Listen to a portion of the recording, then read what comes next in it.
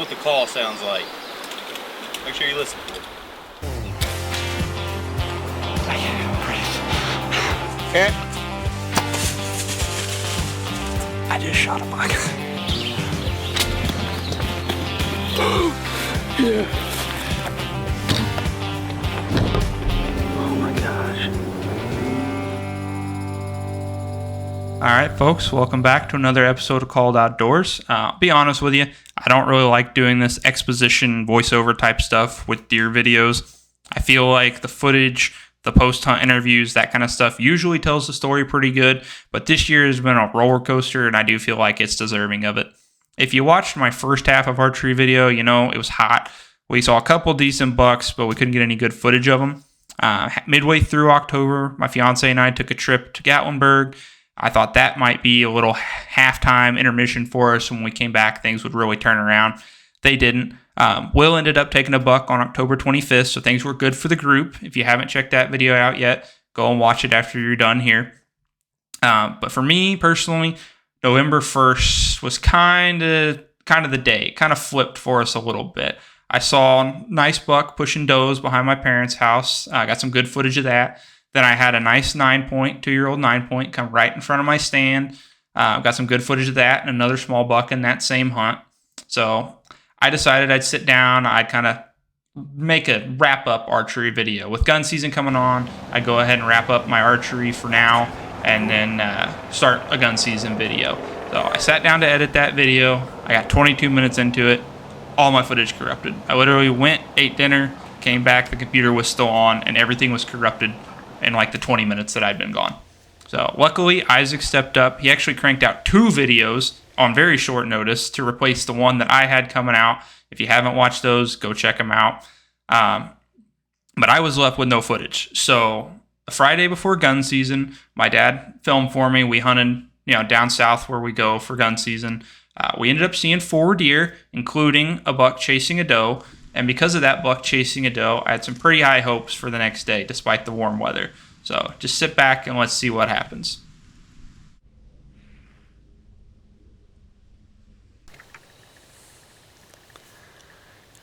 Good morning, folks. It is November 15th, opening day of gun season. We're about, 3 or 4 minutes away from legal light, something like that.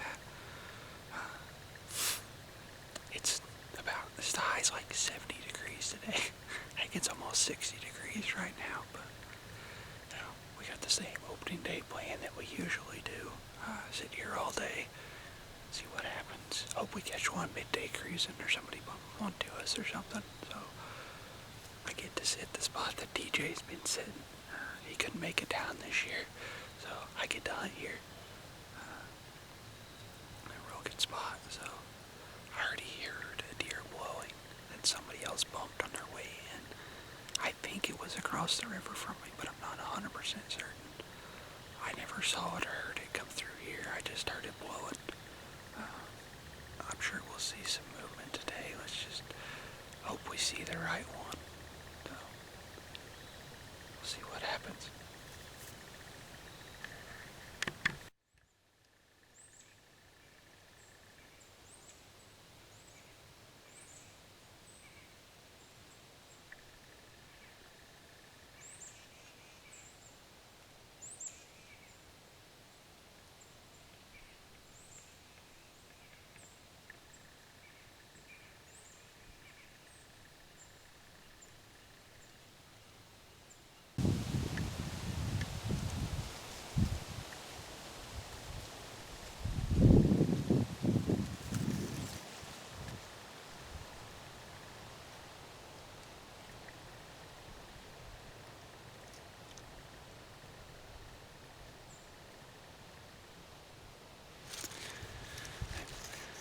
Well, 8:45 update for you. I have seen one deer. I had a doe come through at like 7:02 or something like that, immediately after legal light. It might have been a deer that I heard blowing.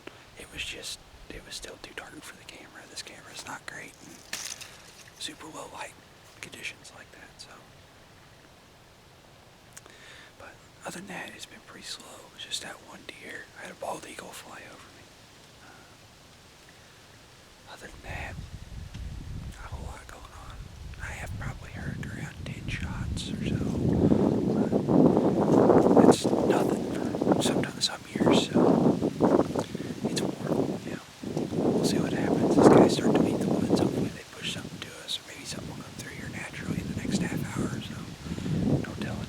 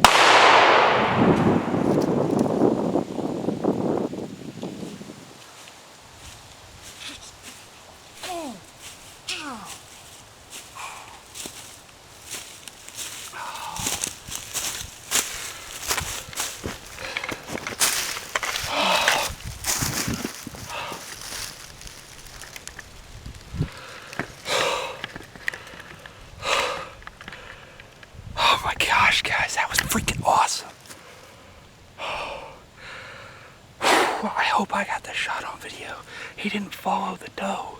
He cut in. It came a different way. I shot him 3 times. I know that's a lot. But I don't know what happened the first time. He kind of acted like I spined him, but I don't think I did. But I don't know for sure. But he was there. You know, if you followed us long enough, I lost a buck in Tennessee that I hit high and just shocked into falling down. It was with the muzzleloader, so I didn't reload my muzzleloader, and that deer ended up getting away. I wasn't letting that happen. I'd already, the second time, I mean, I killed him the second time, for sure. But I went ahead and I just put the third one in because he was still breathing. And I don't know where my dad is at. I don't know if he's at the cabin or if he's somewhere else. Let me get on the radio and just see if he can hear me.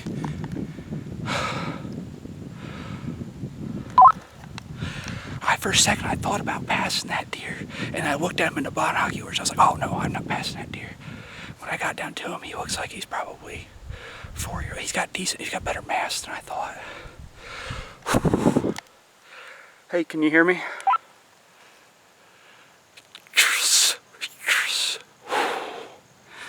Man, that was awesome. He was over there rutting. I don't know how much of it I got on video, but I saw him over there across the creek, and they were rutting and, running and chasing and running and chasing. And then she popped out. I swore she was across the creek, but I could not see her. And finally she popped back out, and I was like, okay, there she is. We're in business. I mean, and it was painstaking. I mean, she was moving so slow through here. I mean, my video has been on for 17 minutes, and she crossed the creek 17 minutes ago, because this is its own video. Oh man, so I hope there's good footage. I mean, if I had a camera guy, I'd have great footage of it, but this tree doesn't have that much cover, and she was coming through so slow, picking, boom, but I didn't want her to pick me off because I knew the whole thing was screwed at that point. So, I'm gonna go find my dad, and we will go down there together and look at that deer together. And I'll show you guys him good. Said I hope the shot was on camera. I had to just zoom it out and just turn it. And then he ended up walking I turned it to where the doe was, and I just left it alone. He'd have walked in the frame. But I got the GoPro rolling. I got both GoPros rolling. So we've at least got that going for us. Oh, it's been a long time since I killed a deer with a gun. So I'm gonna go get my dad. We'll get this deer out of here. Alright, here he is. So we just made a run back to the truck and dropped some stuff off. Dad come back down with me, and this is the first time I put my hands on him, so you guys saw me run down here and make sure I finished him off quick. And he's nicer than I thought he was. He's got a little 9th point here. He's got a kicker off the base, so I am tickled with this deer. I thought about passing him, but I looked at him in the binoculars like, what are the chances that I run into one of the deer back home that's a good bit bigger than this deer. He's a pretty nice deer. So I went ahead and pulled the trigger, and here he is. So I am tickled with the opportunity. I could be more grateful. I'm thankful for the buck, for his life. And it's been 8 years since I shot a deer with a gun, and I have struggled. I have made some mistakes, and I made sure to finish that deer off quick, even though I'm not sure about the shot. I shot him 3 times. So there's so many different holes now that we're not exactly sure where I hit him. So we'll go clean him out and see, but I'm sure everything's jelly now. But it's been a weird year. But we were able to put a tag on this buck today, and thank you guys for following along, and we'll see you the next time.